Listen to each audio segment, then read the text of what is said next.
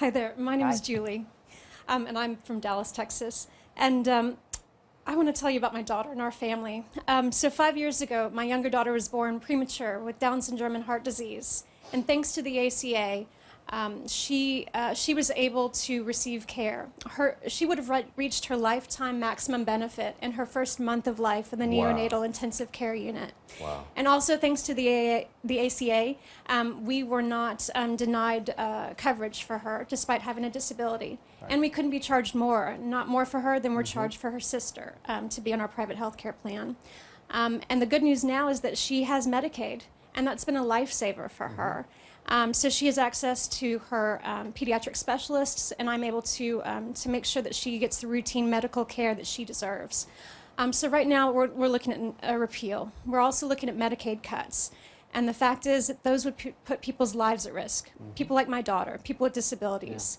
And the cuts, when they say things like Medicaid block grants, when they say per capita cuts, those are going to be cuts to services. Yeah. That could mean warehousing people with disabilities, putting them back into institutions without having community supports that Medicaid provides.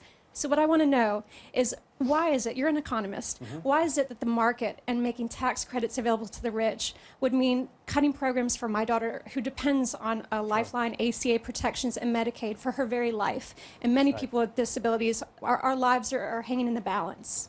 That's great. Thanks, Stephen. I think what's powerful about her point is that she was clearly helped by Obamacare. I know some people have critiques, but pre-existing condition, she's helped. Medicaid, she's helped. What do you say to folks like that? Well, how's your daughter doing now? Is she? She's good, but she requires routine medical care. She has complex health needs, and Medicaid has made it affordable for us to be able to see those specialists. So I know exactly what you're talking about, Van. My sister has a daughter who has epilepsy and very similar health problems and huge medical expenses, and those are the things that need to be covered. No question about it. I don't think there's really. Do you think you'll be able to do it, though? I think we can, and I think we should. Right? I mean, don't you think that a person in this situation, and like my sister, they should have coverage so that people who have serious conditions. But I just think we can do it better. Healthcare is consuming so much of our economy right now. The costs have been spiraling out of control, and I would say that one of the problems, Van, is that a lot of middle-class families can't afford to pay the rising premiums. You saw what happened 2 weeks before the election. This one point. Yeah, and then 22% increase in premiums on middle-class families. That's one that of the was a reasons. backbreaker. That may have changed the election. That may have changed.